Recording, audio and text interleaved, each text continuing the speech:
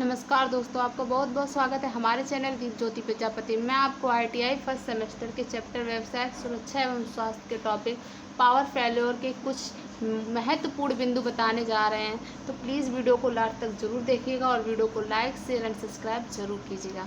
तो आइए देखते हैं कि विद्युत खराबी से निपटने की योजना बनाने के कुछ महत्वपूर्ण बिंदु हैं जो हमें ध्यान में रखने हैं। फर्स्ट नंबर देखते हैं कि यदि विद्युत खराबी से कंपनी के भवन को खतरा या विद्युत खराबी कार्यकारी घंटों के पश्चात से हुई है तो हमें तुरंत पब्लिक सेफ्टी मैनेजर को सूचित करना चाहिए। इसमें ये बताना चाह रहा है कि कोई भी भवन या बिल्डिंग में या कोई कारखाने में या किसी हॉस्पिटल में विद्युत का खतरा हुआ है तो हमें, अगर वो कुछ समय पहले ही हुई है, चंद घंटों के पहले ही हुई है, तो हमें तुरंत पब्लिक सेफ्टी मैनेजर को सूचित करना चाहिए जिससे बड़ी दुर्घटना होने से वह रोक सके।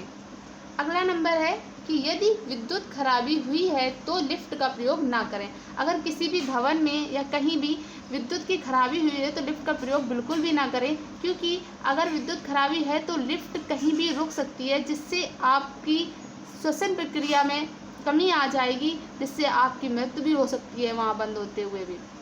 तो इसलिए विद्युत खराबी के टाइम लिफ्ट का प्रयोग बिल्कुल भी ना करें। अगला है, भवन से कम 500 फीट की दूरी पर चले जाएं और तब तक भवन में प्रवेश ना करें जब तक कि पब्लिक सेफ्टी ऑफिसर इसकी अनुमति ना दे।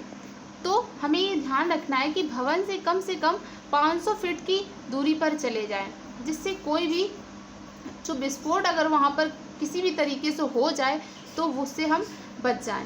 भवन में प्रवेश जब तक ना करें जब तक कि सेफ्टी मैनेजर हमें वहां जाने की अनुमति ना दे। अगला है, यदि आपातकालीन परिस्थिति में परिसर से बाहर निकलने के लिए पर्याप्त रोशनी नहीं है तो टार्च का प्रयोग करें। अगर कोई भी आपातकालीन स्थिति आ रही है और हमें वहां से बाहर निकलने के लिए कोई रोशनी नहीं मिल रही है तो टार्च का प्रयोग अवश्य करें। अगला है, विकलांग व्यक्तियों की भवन से बाहर निकलने में मदद करें। यदि ये व्यक्ति सीढ़ियों से उतरने में अक्षम है तो पब्लिक सेफ्टी को सूचित करें। जो विकलांग व्यक्ति हैं उनको भवन से निकालने के लिए उनकी अगर आप मदद नहीं कर सकते हैं तो उनकी मदद के लिए जो पब्लिक सेफ्टी मैनेजर होते हैं उन्हें सूचित करें कि उनकी सहायता कर सकें वो उन्हें बाहर निकालने में। तो विकलांग व्यक्तियों को निकालने के लिए जल्दी ही सूचित करें पब्लिक सेफ्टी मैनेजर को। अगला है, यदि आपातकालीन स्थिति बनी रहती है तो भवन का अलार्म यदि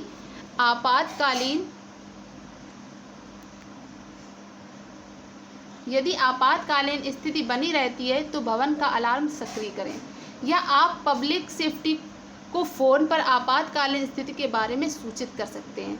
अपना आवश्यक सामान लें तथा ऑफिस के दरवाजों को बंद कर बाहर निकलने का रास्ता ढूंढें।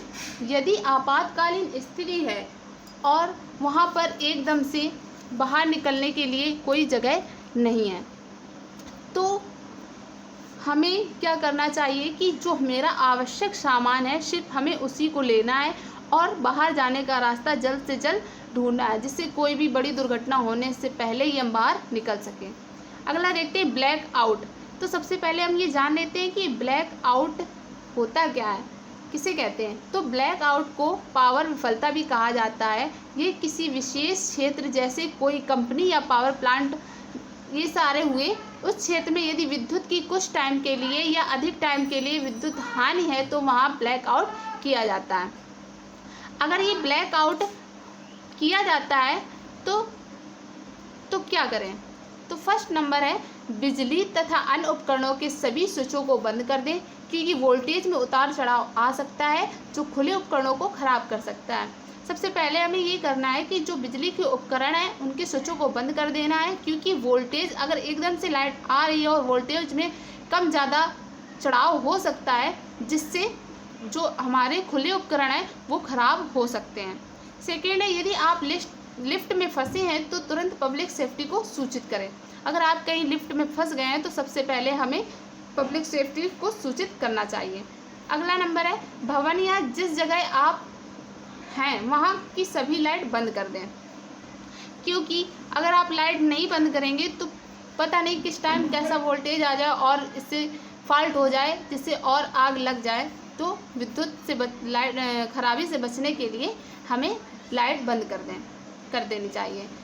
अगला है घर की खिड़कियां खोल दें, जिससे हवा का संचालन बढ़ जाए, क्योंकि जो विद्युत खराबी होती है वो अगर बंद करने में होती है तो वो ब्लास्ट भी हो सकती है, ब्लास्ट भी कर सकता है। तो हमें खिड़कियों को खोल देना चाहिए, जिससे हवा का संचालन बढ़ जाए और जिससे कोई भी दुर्घटना ना हो। यह अगला है, यदि आप परिसर छोड़कर जाना चाहते हैं तो यह सुनिश्चित कर लें कि सभी उपकरण बंद हैं, जिससे बिजली के आने पर किसी तरह का नुकसान ना हो। अगर आप कहीं से भी उसे छोड़कर जाना चाह रहे हैं तो हमें सबसे पहले ये देख लेना चाहिए सभी जगह कि हमारे वो जो बिजली के हैं वो बंद हैं कि नहीं बंद हैं। तो उनको अगर आप बंद करेंगे तो हमें दुर्घटना होने में सावधानी रहेगी कि दुर्घटना नहीं हो सकती है। अगला है ब्राउन आउट। विद्युत ऊर्जा आपूर्ति प्रणाली में ब्राउन आउट एक जानबूझकर या अनजाने में गिरावट है। जानबूझकर ब्राउन आउट का उपयोग लोड में कमी करने के लिए किया जाता है। जो ब्राउन आउट होता है वो विद्युत ऊर्जा आपूर्ति प्रणाली में ब्राउन आउट जानबूझकर किया जाने वाला एक गिरावट होता है। ब्राउन आउट अगर हुआ है तो हमें क्या करना चाहिए? तो ये बिंदु हैं, वे उपकरण जो कम वोल्टेज के प्रति संवेदनशील हैं उनमें नुकसान को रोकने के लिए उपयुक्त कदम उठाएं।